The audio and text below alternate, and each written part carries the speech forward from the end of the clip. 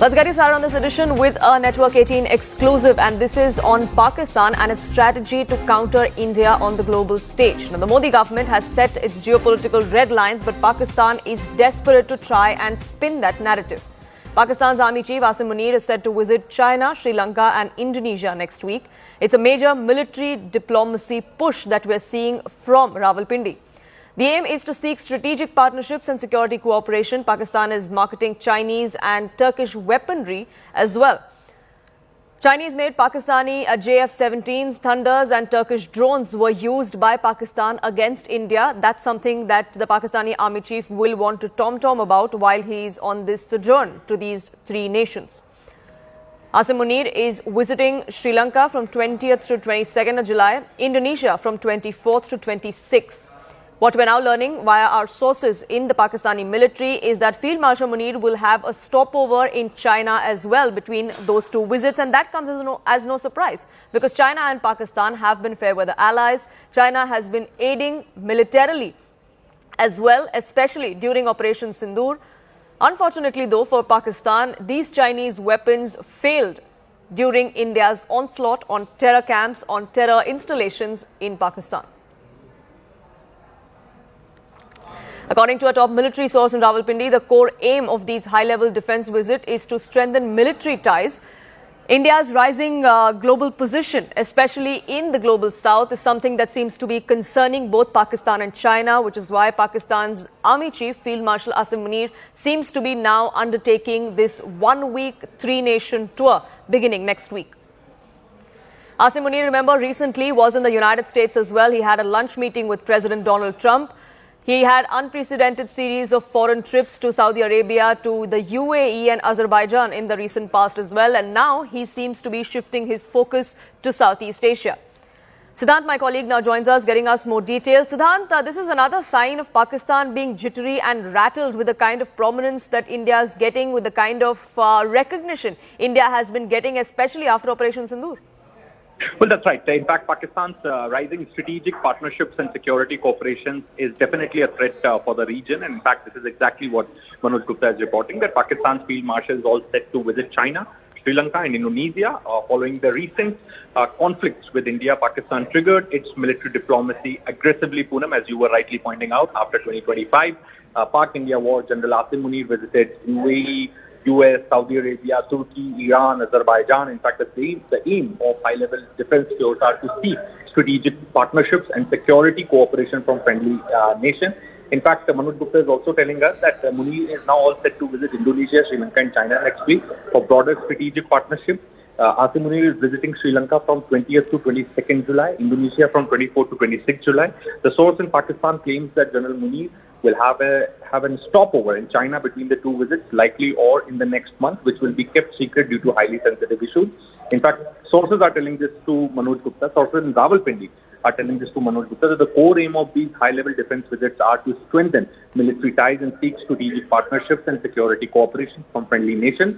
The source added that the Pakistani military leadership is also marketing, appeasing and appreciating the Chinese jets and Turkish drones after the conflict with India, and try to convince countries like Sri Lanka, Indonesia and Iran to invest and purchase Chinese-made Pakistani JF-17, Thunders and Turkish drones through Pakistan. Right, Siddhant, thank you so much for getting us the latest on that front. But let's put this in perspective, and to do that, Major Shashi Asthana is joining us on this broadcast. So thank you so much for speaking with us here on CNN News 18. How do you look at this military come diplomatic push that Field Marshal Asim Munir seems to be giving? He was recently in the United States. He had a lunch meeting with President Donald Trump. He's visited several other countries in West Asia, in the Gulf. Now he seems to be shifting focus to Southeast Asia. As far as Asim Munir is concerned, I think he has got emboldened by whatever happened in White House and the unprecedented, shall I say, invitation which was given by the President of America. Although the military diplomacy was part of the Pakistani diplomacy always, but now I think he seems to be emboldened, and there are certain other agendas which have come to fore. The most important thing is that after the kind of bashing which the Chinese equipment and the Turkish equipment and the American equipment got in Operation Sindoor, they find that if he goes to various countries and says that no, we have done a fair job and these equipment are good, they are not bad, then maybe the arms dealer of these three communities, that is the Chinese, the Turkish as well as the Americans, they may benefit, and that can in turn benefit Pakistan. So basically, he would like to brag about whatever they did, the kind of false propaganda which they propagated, and also try and restore confidence, the lost confidence on the equipment which actually got a fair amount of beating during Op Sindoor, because that has become a major concern. You would have noticed that after Op Sindoor, a lot of media space, that is the Western media space, was bought by Chinese to say that no, Pakistan did very well and their equipment also did very well, because they thought that perhaps they are losing the market. Their shares did down after India put fair amount of evidences, that is the photographic evidences and all kind of video evidences to the rest of the world. So now they are also trying to perhaps mitigate the damages of that particular engagement in a manner that they are trying to go through and fire the shot through Asim Munir's shoulder. That he goes, he says, he brags about his achievements, and he also says that, okay, I'm confident of this Chinese equipment, and therefore the equipment gets sold. So I visualize that this is one part of it. And the second part is, of course, Chinese as well as Americans are now lately looking for the fair amount of influence, or gaining fair amount of influence in South Asia. And they found this person perhaps to be singing their tune in going to various countries. So I think not only that he is going it for Pakistan, he is also going it for China, and maybe some other players are also involved in his visit and his selling of, or he's trying to promote a narrative which may suit some of the arms dealers as well, because the agenda was hijacked by some of the arms dealers, the information agenda after Op Sindoor.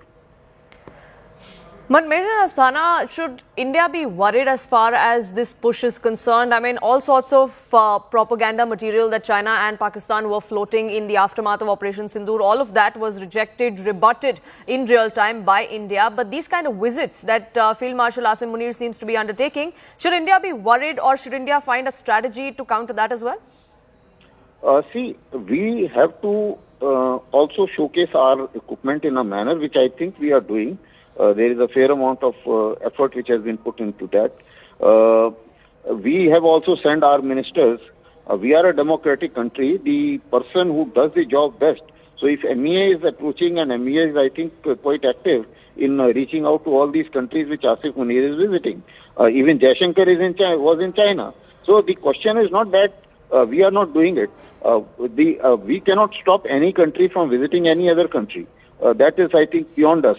But at the same time, I think we are also playing our cards well. Our system may not be the same. So in our case, this diplomatic, see, Pakistan is a slightly different country where military matters much more than the state matters, number one.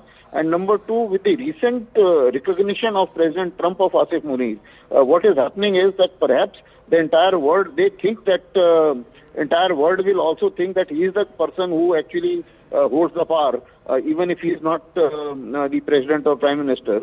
So it is, he might as well, his visit may get more attention. That is what Pakistan feels. And I think Chinese also feel that the same way. So he is doing in his way, we are doing in our way. I don't think it should bother us very much. But certainly there is no doubt that we need to have the battle of narratives is a part of the battle. Which is when we say grey zone warfare, and when we say subconventional warfare and omnipresent warfare and non-kinetic measures of warfare, I think the narrative warfare has come up a big way, and we need to be prepared for it.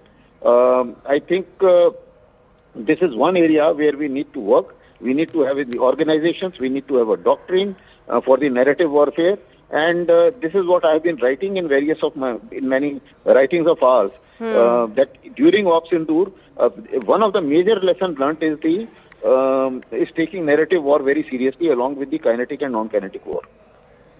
Major Asana, thank you so much for speaking with us here on CNN News 18.